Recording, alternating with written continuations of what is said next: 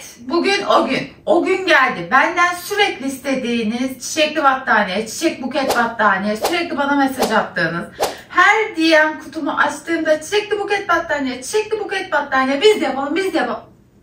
Tabii ki sizi mi kıracağım? Bugün çiçekli buket battaniye yapıyoruz. İhtiyacımız olan şeyler 3 farklı renkte iplik, yani çiçek için, yaprakları için yeşil, çiçek hangi renk istiyorsanız o renk. Bir de zemin kısmı için bir iplik. Genelde beyaz, krem rengi falan kullanmışlar.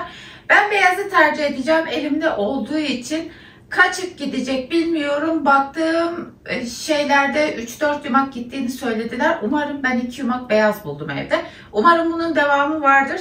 Kalın bir koton iplik kullanacağım ki yuvarlak kısmı hızlı bitsin diye. Beyaz yapmak istiyor muyum? Hayır, istemiyorum. Ama şu an elimde buna en uygun beyaz var. O yüzden beyaz yapacağım. Süs olarak durur bir kenarda. Çünkü beyaz çok hızlı kirlenebilecek potansiyele sahip bir renk. Ve benim 2 tane tüylü çocuğum var. O yüzden bir tek bu sıkıntı olabilir. Ama olsun. 5 milim tığ kullanacağım. Kalın bir koton iplik kullanacağım. İpin dokusunu göstereyim. Bu şekilde sehpaya geçiyoruz ve örmeye başlıyoruz. Sizce kaç günde biter ya da bugün ne kadar biter bilmiyorum. Sizce kaç günde biter?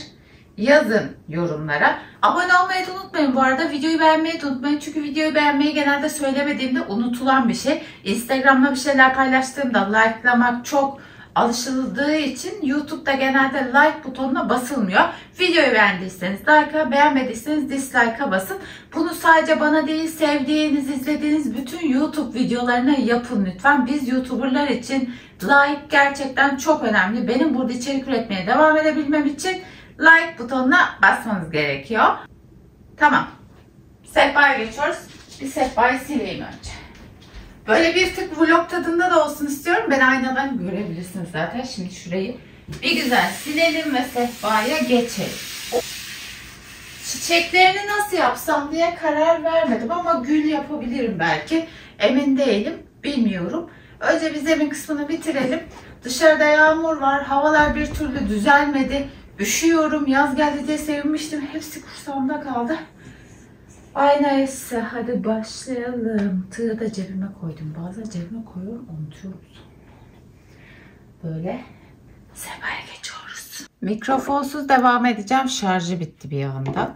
Şöyle içinden çıkarmak istiyorum. Örmesi daha kolay oluyor. Sürekli bunun dönmesiyle uğraşamam. 4,5'a geçeceğim. İstediğiniz ipi kullanabilirsiniz. Sadece ipliğinizle tığınız uyumlu olsun. 4,5 bir tık daha iyi olacak bu ip için. Düşündüğüm kadar kalın değilmiş. Şöyle 3 zincirle yukarı çıktım.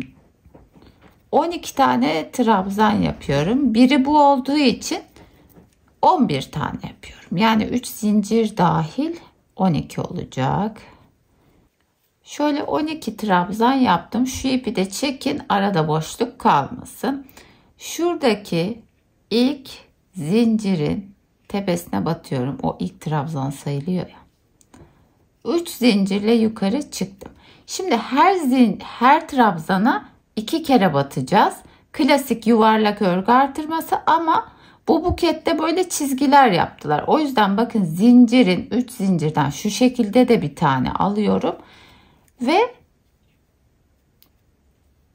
önden trabzan yapmış oluyorum. Bu benim çizgim olacak. Bir yandaki trabzanın tepesine batıyorum. Bir tane trabzan yaptım. Doladım. Trabzana şöyle bir de önden batıyorum. Yani her trabzana 2 batmış oluyorum. Burada da bir yolumu çiziyorum. Bunlar dışarıda böyle süslü çizgiler olacak bize. Şöyle bir tepesine battım. Bir tane de şöyle yandan aldım. Artırmalar hep bunun arkasında kalacak. Bu şekilde bütün sırayı tamamlayacağız. Bakın biraz daha yakından göstereyim. Trabzanın tepesine batıyorum. Normal bir şekilde önce doladım. Sonra aynı trabzana bir tane de böyle öne çıkacak şekilde örüyorum. Biraz ilerledikçe anlayacaksınız. Bu sırayı tamamlayacağım. Sıra sonuna kadar aynı şekilde geldim. Şimdi yine bu 3 zincirin tepesine batıyorum bakın. Ve şu şekilde kaydırdım. 1, 2, 3 tane yaptım. Yine doladım. Yine her sırada artırma var. Sadece artırmaları şu önden yaptıklarımızın tepesinde yapıyoruz. Bir tane de bu trabzana yapıyorum. 2 oldu. Bir tane de şuradan alıyorum. Bakın her trabzanın tepesine bir tane yapıp bir tane de buradan alıyorum. Aslında şu üste giden çizgiler bizim artırma noktalarımız olmuş oluyor. Şöyle bakın 2 trabzanın da yani şu ikinci sırada 24 tane trabzanımız oldu. Her sırada 12 tane artırma yapmış oluyoruz teknik olarak. Bir tane buna yaptım. Bir tane de bunun tepesine trabzan yapıyorum. 2 oldu. Bir tane de bu az önceki önden aldığımızdan yine önden alıyorum. Hep aynı yerden önden alacağım. Böylece 3 trabzan oldu. Şunların arkasında artırma yapmış olduk. Bakın. Bir tane ördüm. Doladım. Bir trabzan daha ördüm. 2 tane tepeden örmüş oldum. Doladım. Bir tane de şundan örüyorum. Zaten hiç bu değişmediği için bakın üstte gözükmeye başladı, görünmeye. Bunlar hiç değişmeyecek. Bu şekilde bu sırayı da tamamlıyorum.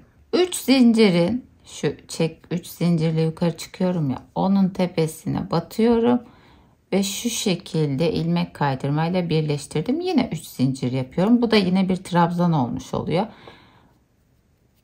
Bu sırayı tamamladığınızda da 36 tane trabzan olacak. Üstüne battım. Bakın yine bir trabzan yaptım. Şu üstten gelen trabzanın da tepesine batıyorum. 3 tane trabzan oldu. Doladım. Bir tane de ne yapıyorum? Şu üstten gelen trabzanın buraya batıyorum. Aslında şu üstten gidenler bizim artırmamız oluyor. Ama böyle çaktırmadan. Model olarak da bu üstten gidenler artırma olduğu için yer belirleyici falan takmanıza gerek yok. Her trabzanın tepesine bir tane trabzan yapıyorsunuz. Mesela bu sırada 3 tane trabzan yaptım. 4. trabzanımı şu şekilde yapıyorum. Bu şekilde devam edeceksiniz istediğiniz boyuta gelene kadar. Yani bunu isterseniz ribon iple, ne bileyim başka kalın iplerle örüp paspas falan da yapabilirsiniz. Yani böyle küçük bir kilim gibi de kullanabilirsiniz veya daha küçük yapıp bir kırlent de yapabilirsiniz. Yani bu yuvarlak modeli istediğiniz yerde kullanabilirsiniz. Biz şimdi çiçekli battaniye yapacağız. Bakın yavaştan araları açılmaya başladı bu çubukların şu şekilde. Ben şimdi bunu sıra sonuna kadar aynı şekilde yapacağım. Birkaç sıra daha ilerletip geleceğim. O sırada mikrofonumu da bir şarja takayım.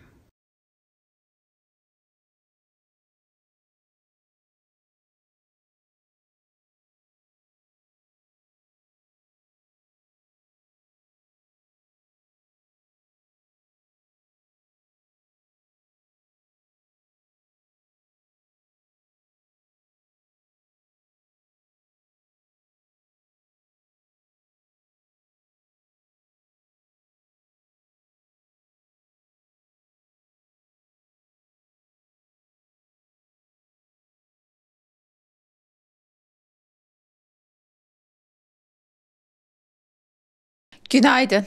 Battaniyenin ikinci günündeyiz. Dün bir yumak ipi bitirdim. 20 saattir aç olduğum için videoya girmeden önce sabah biraz kitap okudum ve kahvaltı yaptım. İlk defa seneler sonra saat 10.30'da kahvaltı yaptım. Öyle söyleyebilirim. Çünkü ben gerçekten acıktığımda yiyorum. Niye öyle yapıyorsun derseniz. Bir güzel kahvaltımı yaptıktan sonra size battaniye ne kadar olduğunu göstereceğim. İkinci yumak ipime de dün başladım. Dediğim gibi battaniye çok fazla istediniz diye sizin için yapıyorum. Dün bunu bu şekilde öreceğiz deyip bırakmıştım. Bakın şu kadar oldu. Bundan minder falan da örebiliriz. Bence güzel olur. Bir yumaktan şu kadar oldu diyebilirim. İkinci yumağı da bitirdiğimde küçük bir diz battaniyesi veya minik bir bebek battaniyesi olabilir diye düşünüyorum. Bu arada bunu hep böyle şey gibi düşünmüşler ama bence bu çok tatlı bebek battaniyesi de olmaz mı? Çünkü bebekler çok küçük ve ne bileyim böyle pusetin üstüne kenarları çiçekli çiçekli bence güzel olur. Bir de şey düşündüm. Bunu herkes mesela tek çeşit gül yapmış ya da güle benzer yuvarlaklar yapmışlar. Ben bunu hoşlanmıyorum. Kesinlikle bu battaniyenin hakkını veren güller yapmak gerekiyor. Ben bunu tek renk çiçek yapmak yerine şey düşünüyorum. Mesela bir papatya yapsak, bir pembe gül yapsak, bir kırmızı gül yapsak böyle. Mesela her bu 12 tane şöyle çubuk var ya bakın. O size gösterdiğim artırma yerlerimiz şöyle çıkıntılı bir şekilde olacak. Bu şekilde görünecek. 12 tane var. Hala aynı şekilde örmeye devam ediyorum. Marullanma falan da yapmıyor. Gayet güzel gidiyor. Bu çubukların üzerlerine çiçek koymayı planlıyorum. Yani bizim buketimizde 12 tane çiçek olacak. Ama çiçekleri de aynı şekilde kalın koton iplikle yapıp renkli renkli yapıp karışık bir buket yapmayı planlıyorum. Bizimki biraz farklı olsun. Hep tek renk yapmışlar. Ben karışık çiçek buketleri çok seviyorum. Bana bir tık doğayı, baharı hatırlatıyor. Çünkü bence bütün çiçekler birbiriyle uyumlu. O şekilde çok güzel oluyor. O yüzden gül yapmayı biliyorum. Papatya da biliyorum. Başka bildiğim çiçek varsa da şu an aklıma gelmiyor ama böyle karışık çiçekler yapmayı planlıyorum. Sonra bu şekilde tuttuğumuzda güzel bir buket olacak. Sırf sizin için yapıyorum. Gerçekten aklımda bunu yapmak yoktu. Başka beyaz ipim var mı bilmiyorum. Bunu da bavuldan çıkarttım. Bu arada bu çok güzel duruyor. Hani böyle serdiğinizde çok güzel duruyor. Kapıyı kapatayım. Bir saniye. Ay.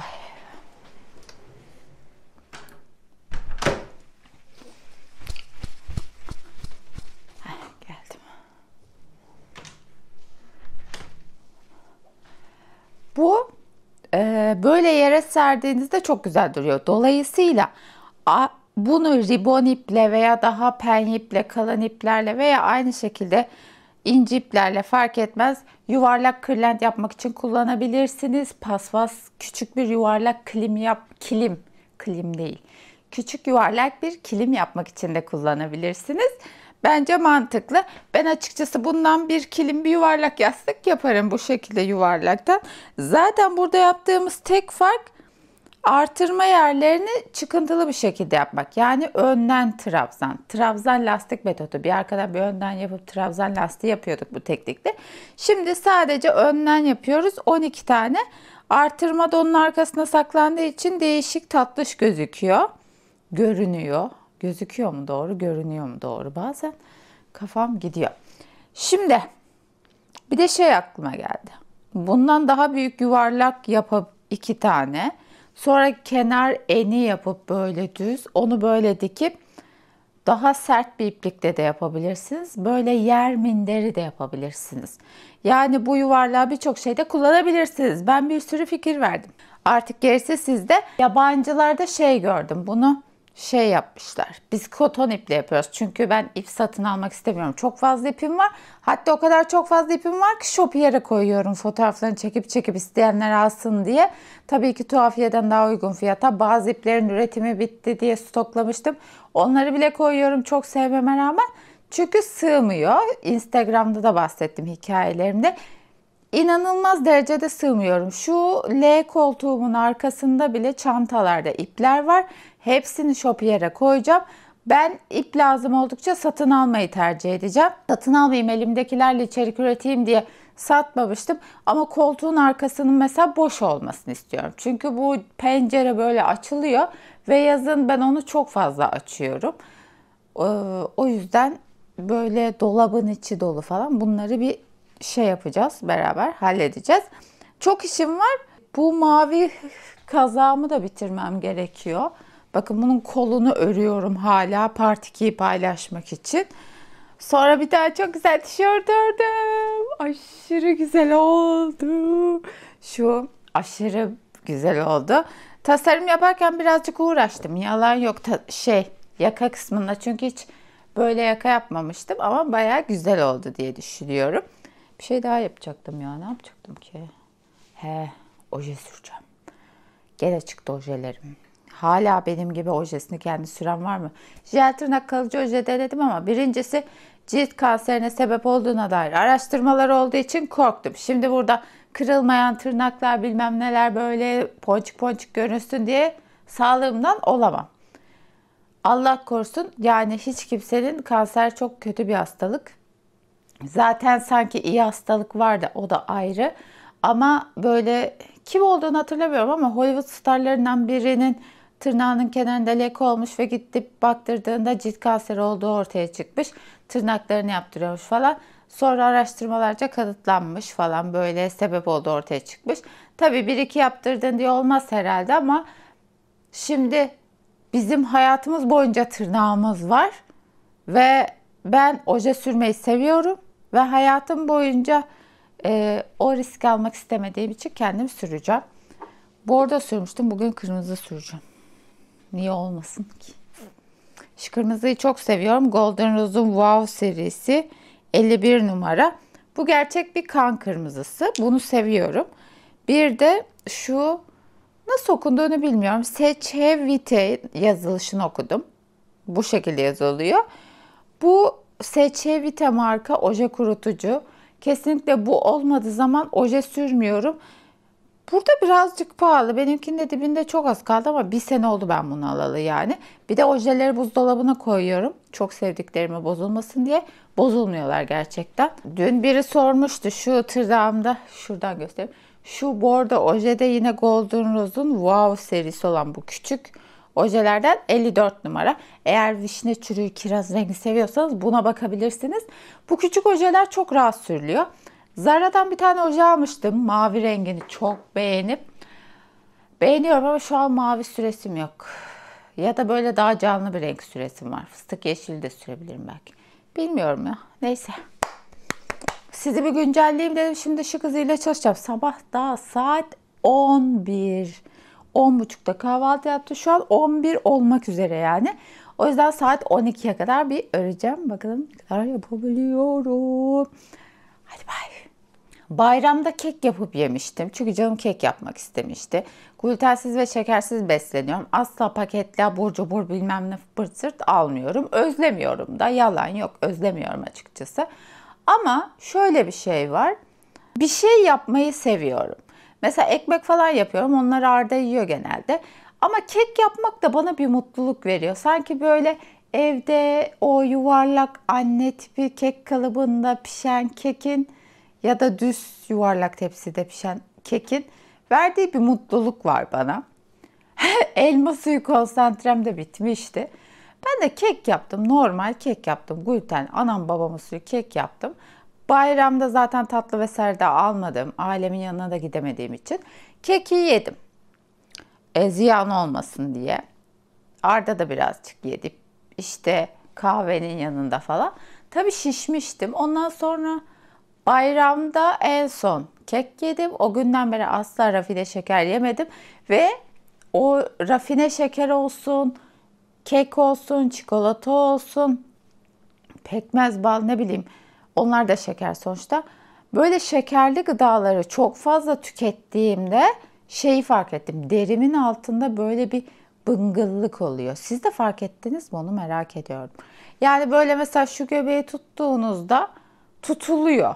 Anlatabiliyor muyum? Sanki derimle kaslarım arasında böyle bıngıl bıngıl sular var gibi, anlatabiliyor muyum? Ama bayramdan beri şey yapıyorum, hiçbir şey yok. Şu an derim sıkı sıkı ve çok şaşıyorum. Her gün daha sıkılaşıyor. Yani ödem herhalde bu oluyor. Bilmiyorum artık. Öyle size de söyleyeyim dedim. Siz hiç öyle bir şey fark ettiniz mi? İşte sabah duş bile aldım. Bugün plaza çalışanı gibiyim. Ama hava soğuk. Güneşte olduğuna bakmayın. Soğuk. Birazdan reel çekeceğim. Şu tişörtümü paylaşacağım. Tamam. Yarım soğumuş kahvemi içeyim. Ve bunu biraz öreyim. Ojelerim çirkinliğine bak. İlk önce oje süreceğim. Sonra öreceğim. Kremim bitmiş ya. Bunun benim için ne kadar büyük bir sıkıntı olduğunu sadece beni Gerçekten takip edenler bilir. Sesim az geldi değil mi? Çünkü Lucy şurada görünüyor. Ay, bu battaniye. Videoyu likelamayı unutmayın. Gerçekten bu battaniyeyi sizin için yapıyorum. Çünkü şu an bir sürü projem vardı ama o kadar çok istediniz ki sizi açıkçası kıramadım. Ama bitmiyor. Of.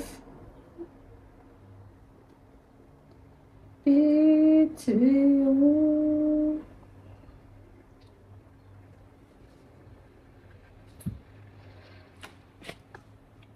Aslında hava çok soğuk. Ama şu camdan görüyorsunuz, pencereyi açtım. Birazcık hava alsın diye. Çünkü son öğün olarak saat 4'te yedim. Şu an saat 5 falan herhalde. Ya da 6'ya geliyor. 6'ya geliyor saat. Saat 4'te 2 öğün yiyorum. Saat 4'te yemek yedim. Yemek dediğimde 3 köfteyle bir tane şöyle istiridye mantarı yedim. Köfteyi her ne kadar yukarıdaki o hava çeken aspiratörü açsam da çıkmadı. O yüzden camı açtım, birazcık fırtına dindiği için. Lucy de dışarı bakıyor. Lucy'ye çok tatlış bir köpek taşıma çantası aldım. Lucy umarım onun içine sığar ve içinde uslu durur. Gelmedi daha ama geldiğinde sizinle paylaşacağım. Motora binip sahile gidip sahilde yürümeyi çok seviyoruz. Ama sahile yürüyerek Lucy'yi götürmek biraz zor. Hem yolda sokak köpekleri oluyor, havlayabiliyorlar vesaire. Hem de şey olabiliyor. Neydi o? Lucy yoruluyor. Sahilde de biz uzun yürümeyi seviyoruz. O yüzden köpek taşıma çantası, hani Lucy'yi sahile kadar, Lucy'yi de motorla götürüp sahilde çantadan çıkartıp şey yapacağız. Yürüteceğiz. Öyle bir planımız var. Bakalım. Kafası dışarıda kalıyor. Bütün gövdesini böyle içine koyuyorsunuz çantanın ve sırt çantası gibi sırtınıza ya da önünüze takabiliyorsunuz. Öyle takarak Lucy'yi taşımayı deneyeceğiz. Sizin içinizde köpeği olup da bu şekilde taşıyan var mı? Kediler taşınıyor. Kedileri full kapatıyorsunuz zaten kutuyla falan ama Lucy küçük bir köpek de olsa 9 kilo ve ben Lucy'yi ilk sahiplendiğimde 10 aylıktı ve 5 kiloydu. Tarçın'ın taşıma kutusunda getirmiştim. Yani kedi taşıma kutusunda getirmiştim Lucy'yi eve, düşünün, taksiyle. Şu an ona sığmıyor. Neredeyse 2 katı kiloda tabii. 9 kilo. Aslında 1 kilo daha verse herhalde daha iyi olacak. 8 kilo ideal olur gibi. Hem 8 kilo olduğunda uçakta koltuğa oturabiliyor diye biliyorum. Neyse. Böyle biraz takılayım. Dizlerimi kapatıyor ya, yetmez mi? Ay.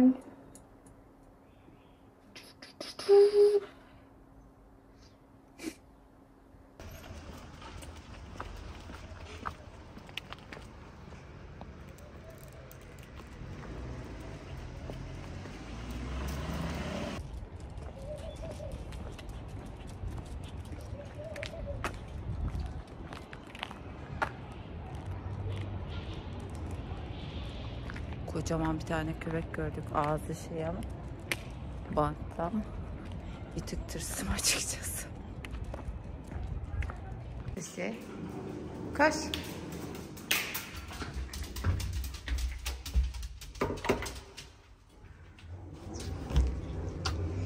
Evet, tuvalet işlemimiz de tamamlandı.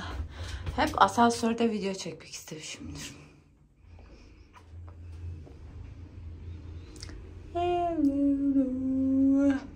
Örgüye birazcık mola. Köpüş annesi molası. Bakın. Artık tam bir site köpüş.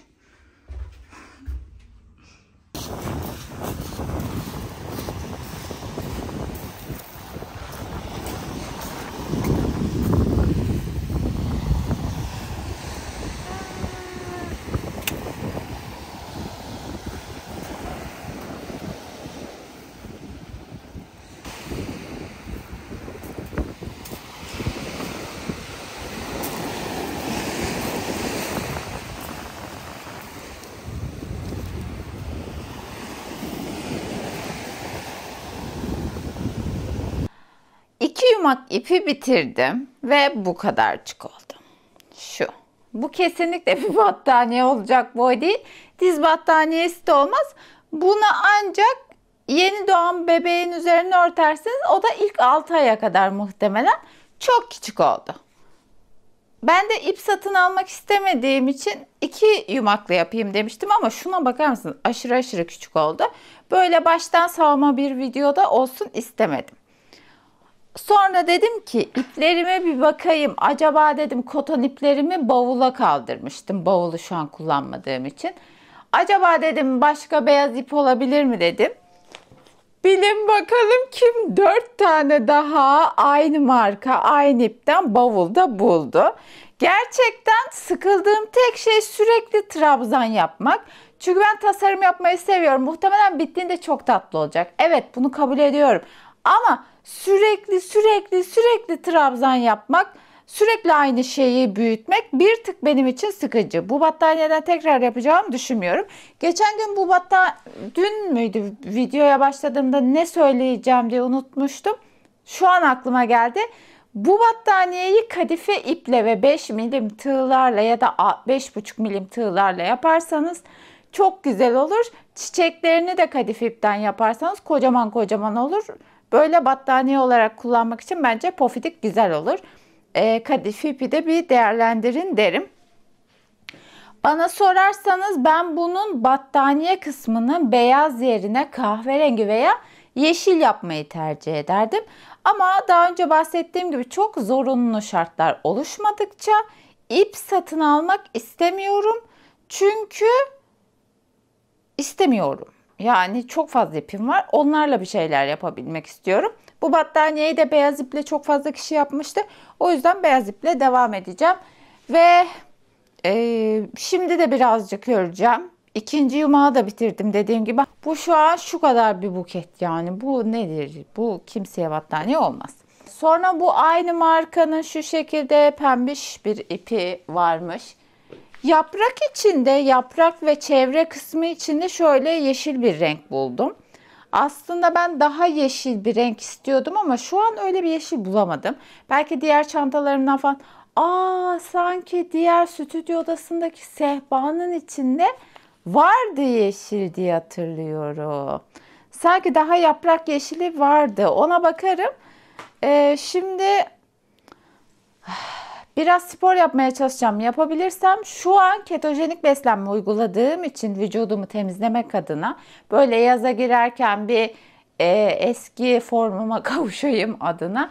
Çünkü kışın nasıl diyeyim böyle o birazcık kek yediğim de oldu, kuduzluk yaptığım da oldu. Öyle abur cubur sağlıksız lanse edilebilecek şey yemedim ama hani mesela aralıklı oruç yapmadan kafama ne esterse yani canım muz istediyse muz yedim, portakal istediyse portakal yedim.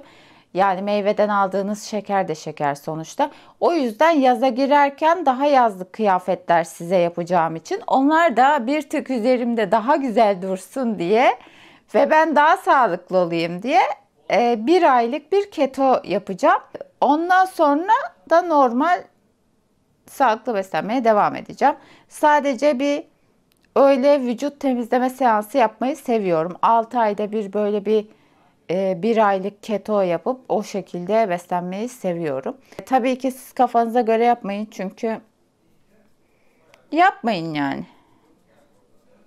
Bana iyi geldiği için ve daha önce denediğim için yapıyorum. Şimdi vay.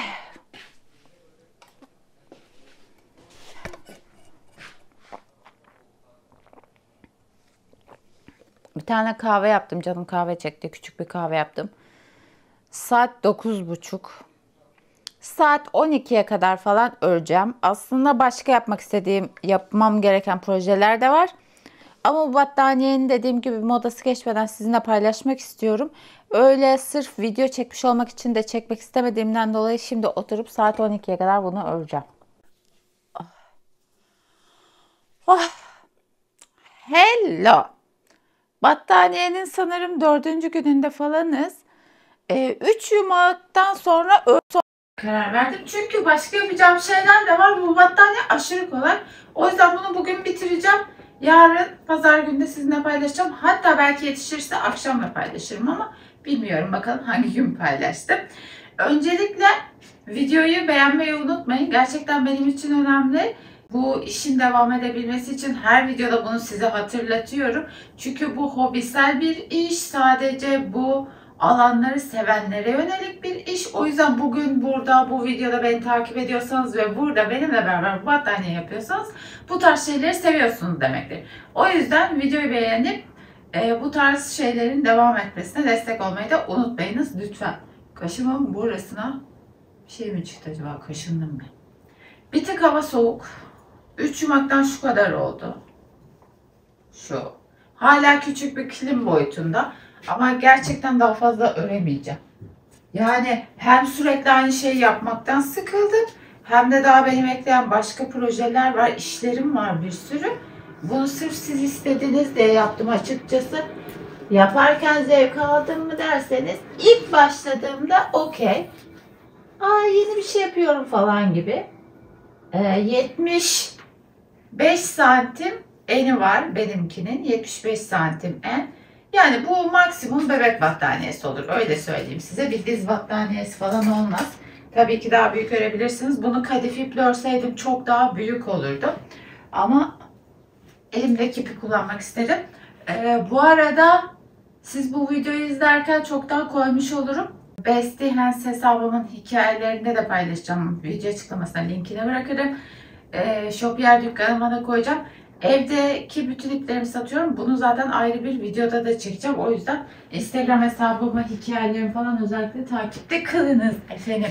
Çünkü çok artık bir tık evi boşaltmak istiyorum. Çok daraldım, çok bunaldım. Sürekli bu tam örgüyü seviyoruz ama proje bittikçe ip alma tarzına geçmek istiyorum.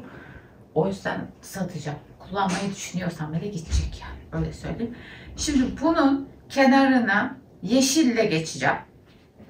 Ve daha sabah saatleri olduğu için bugün bunu bitirebileceğimi düşünüyorum. Size bir önceki seferde birazcık önce dün müydü ne beyaz ip buldum diye gösterdiğim zaman dilimde bir yeşil ip göstermiştim. O bir tık daha petrol mavisine kaçan bir yeşildi.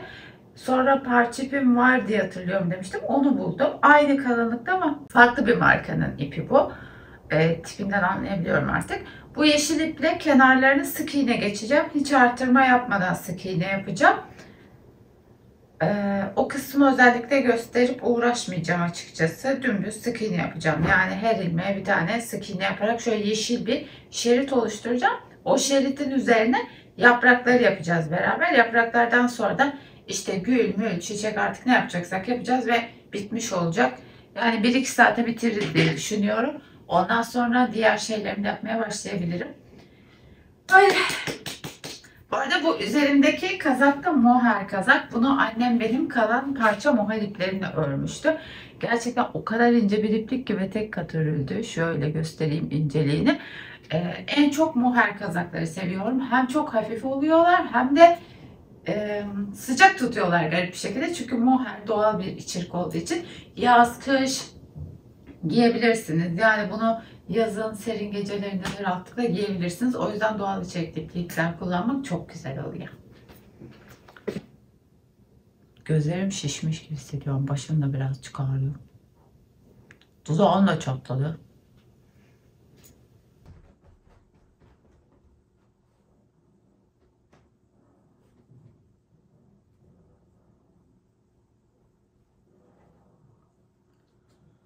Şimdi gül yapacağız. Ben dediğim gibi koca koca güller olsun istiyorum. Gerçek bir buket gibi dursun. Öyle güllümsü şeyler yapmak istemiyorum ya da çiçeğimsi. Karışık buket yapmamaya karar verdim. Çünkü bir an önce bitirmek istiyorum. Yeşil ipimi aldım. Aynı kalınlıkta kalın bir koton ip kullanıyorum. Tığım da aynı. Şöyle 1, 2, 3, 4, 5, 6. Bu şekilde 40 tane zincir çekiyorum. 40 tane zincir çektikten sonra doladım. 1, 2, üçüncüye batarak trabzan yapıyorum. İkili trabzan yapacağım. Ve bütün sıra boyunca trabzanımı yapmaya devam edeceğim. Bu şekilde. Bir sıra trabzan ördükten sonra ipimi kesiyorum. Umarım yeşil ipim yeter çünkü sadece bu kadarcık kaldı. Şu şekilde bir trabzanım oldu. Şimdi bunun üzerine gülü hangi renk yapmak istiyorsanız o rengi alıyorsunuz. Ben yine kalın bir pembe koton ip kullanacağım. Elimde hangi renkler varsa onları seçtim. Hızlı bir şekilde yapmak için. Aslında karışık renkte mi buket yapsam dedim. Sonra vazgeçtim. Şöyle bir düğüm atarak başlıyorum. Şöyle tuttum. Şu en baştakine batıyorum. Ve bir sık iğne yaptım buraya. Sabitledim yani. Şunu da şöyle çekeyim. Keseceğim çünkü onu sonra. Doladım. İkinci sık iğneye 2 tane ikili trabzan yapıyorum. Bu şekilde. Bir iki zincir çektim. Doladım. Ve 2 tane ikili trabzan yapıyorum. Bir zincir çektim, doladım. 1 2 3 tane ilmek atladım. Dördüncüye batıyorum. 2 tane ikili trabzan. 2 zincir doladım. Aynı yere 2 tane ikili trabzan. Bütün sıra boyunca aynı işlemi tekrar edeceğim. Sıra sonuna kadar. Arada bir zincir doladım. 3 ilmek atladım dördüncüye. 2 tane ikili trabzan, 2 zincir, 2 tane ikili trabzan. Sonra tekrar atla. Bu şekilde sıra sonuna kadar gidiyorum. Şu son kısmı beraber yapalım. Bakın şu yeşil ipin şöyle bir parçası, kestiğimiz parça. Bunu şöyle arkada tutuyorum. Ve 1 2 3 sonuncu şuraya son ilmeğe denk geliyor. Yeşil ipi de altta bırakacak şekilde yapıyorum bunu. Ki yeşil ipi makasla keseceğim çünkü. Gülün orasından burasından parça ipler çıksın istemeyiz. Bu gülü başka şeylerde de kullanabilirsiniz. Çok tatlı ve güzel oluyor. Yani bir çiçek teli takıp vazoya falan da takabilirsiniz. Şunu azıcık çekin ve buradan kesin. Düğümü iyice çektiyseniz bu sökülmez zaten. Bir zincir çektim, doladım.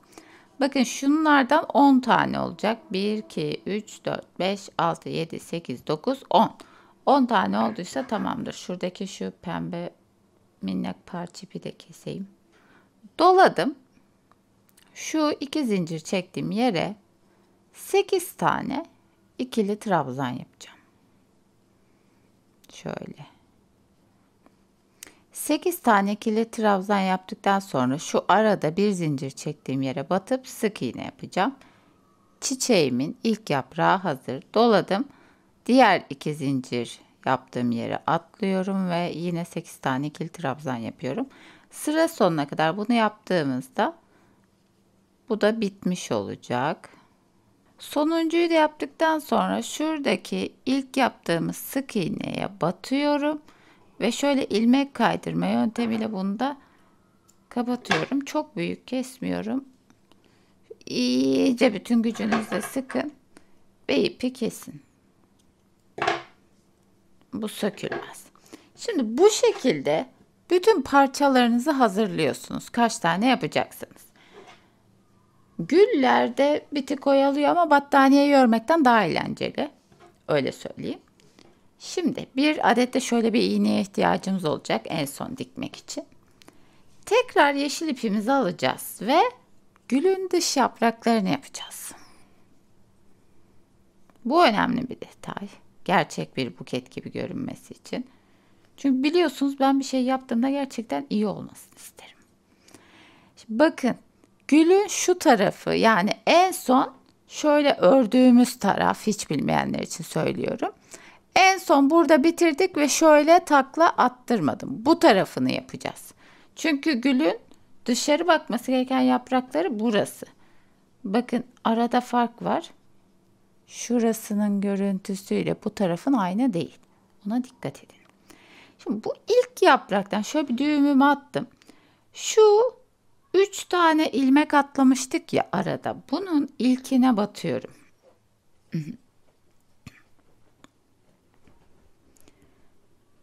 Şöyle battım ve sık iğne yaptım. Doladım. Bir adet ikili trabzan yaptım. 2 kere doladım. Bir adet üçlü trabzan yaptım. 1, 2, 3, 4 zincir çektim. Daha sonra şu üçlü trabzanın tepesine şu şekilde batıp şunun içinden şöyle geçirdim. Doladım. Aynı yere ikili trabzan yapıyorum. 2 tane. Bakın.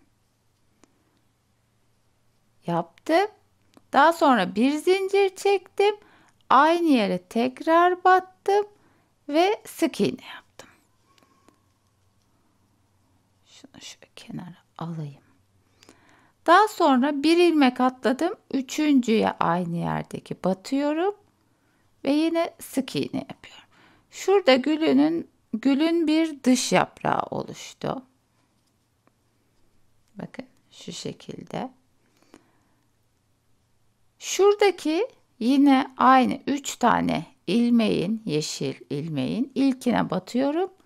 Sık iğne yaptım. Bir zincir çektim, doladım. Bir tane ikili trabzan yaptım. Daha sonra 2 kere doladım. Bir tane üçlü trabzan yaptım.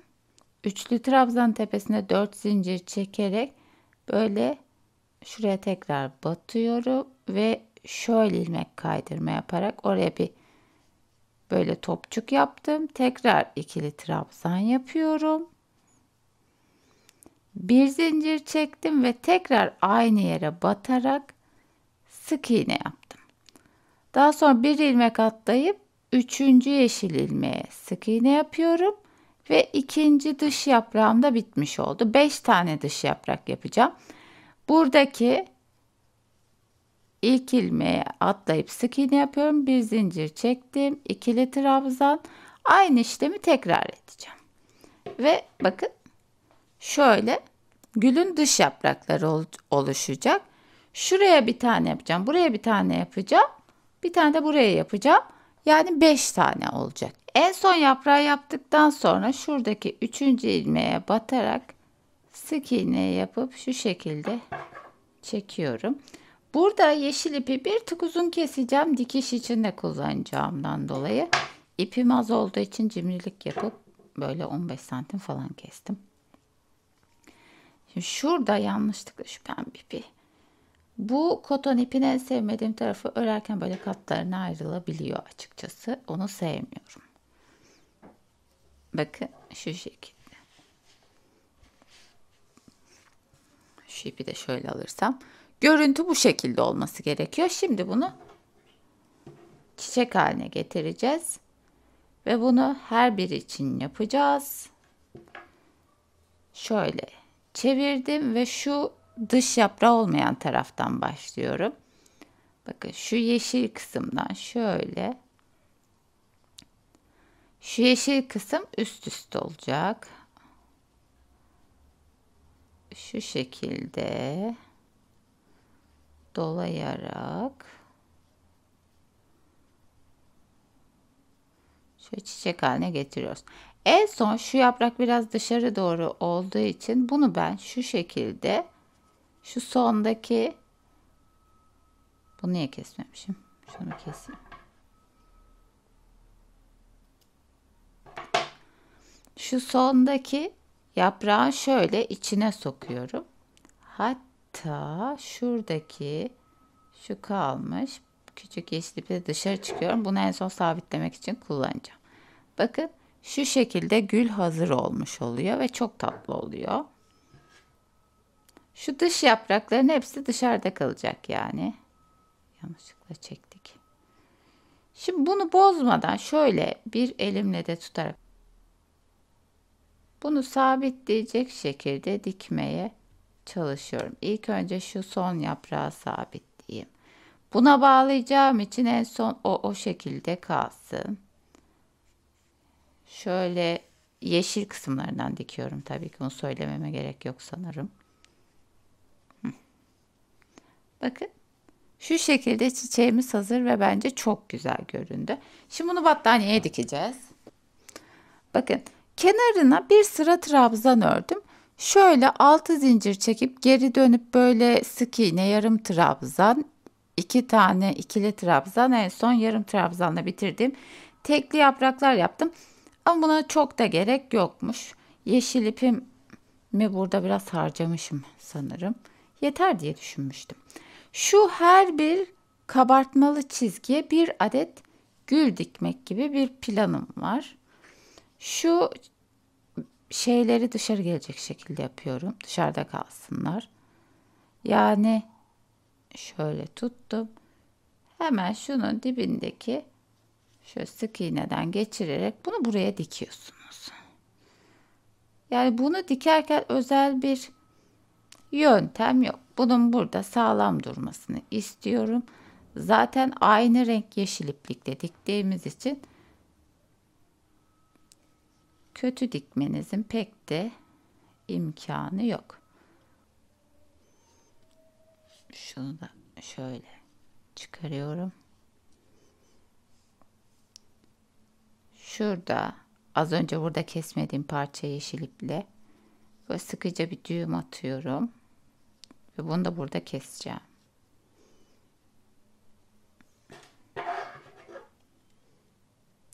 Bir pıt pıt kestik. Bakın bu şekilde dikmiş olduk. Buraya genelde battaniyede çok küçük küçük çiçeğimsi bir şeyler yapmışlar. Ne bileyim herhalde üşenmişler. Bilmiyorum gördüğüm videolarda.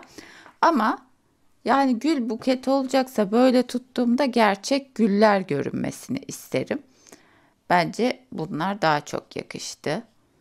Şimdi ben kaç tane yapmışım ya? 1, 2, 3, 4 tane yapmışım. 4 tane şurada da var. Ben bunları yapıp geleceğim ve videoyu bitiriyoruz. Evet, battaniye videosunun sonuna geldik. Hazırsanız başlayacağız.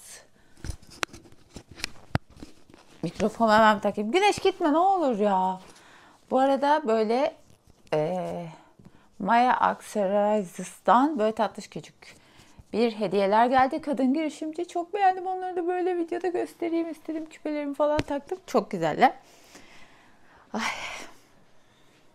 Hazır mısınız? Pa, pa, pa, pa.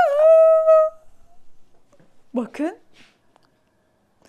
Şimdi benim koyu yeşil renk ipim yetmedi. Şu kenarlarını yaptım. O yüzden bazı yerlerinde böyle yeşil yaptım. Şöyle hemen tutuyoruz ve şu şekilde aldım. Çok güzel. Şöyle bakayım da bunu kapak yaparım belki. Şöyle mi yapsam bakın.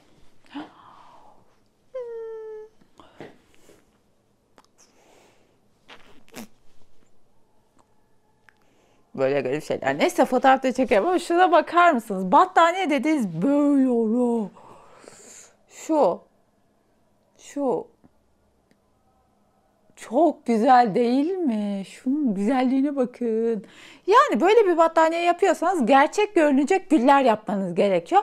Bu battaniyenin orta yuvarlağını ben bu şekilde yaptım. Genelde bu şekilde yapmışlar. Şöyle göstereyim. Bu bir bebek battaniyesi boyutunda. Ben hızlı bitirmek adına bu bile uzun sürdü tahmin ettiğimden. Bu şekilde yaptım. Çünkü başka tasarımlar da yapacağım. Bu battaniyeyi siz istediğiniz diye yaptım ama şu şekilde güzel görünüyor. Yalan yok. Ben de bunu bir şekilde bir yere koyarım. Umarım hoşunuza gitmiştir. İster bebek battaniyesi yapın, ister şunu şöyle yapıp böyle şal gibi atanlar da var. Ama belki bunun için küçük aldı. Çünkü ben bu yuvarlağı daha büyütecek sabrım ve zamanım yok açıkçası. Beni bekleyen bir sürü tasarım varken siz de istediğiniz boyda yapabilirsiniz. Benimki 75 santim mi olmuştu? 80 santim o civarda bir şey. Dediğim gibi mini bir bebek battaniyesi. İşte bir pusetin üzerine atılacak boyutçukta bir battaniye oldu. Kadif ipten yaparsanız çok daha hızlı bir büyük yuvarlak elde edersiniz. Daha yumuşak olur, güller daha büyük olur falan. Kadif ip veya kalın koton iplik kullanırsanız daha hızlıca büyütürsünüz. Umarım hoşunuza gitmiştir. Bu tarz videoların devamı gelsin istiyorsanız videoyu beğenmeyi, yorum yapmayı, hype'lamayı, like'lamayı, teşekkürler göndermeyi unutmayın lütfen. Sizi seviyorum. Katıl üyesi olmak isteyenler için de katıl üyesi olup benim bütün üyelere özel videolarımı izlemek isteyenler için de video açıklamasına katıl üyeliği linki bırakıyorum. Kafanıza takılan soruları lütfen yorumlarda sorun. Sizi seviyorum.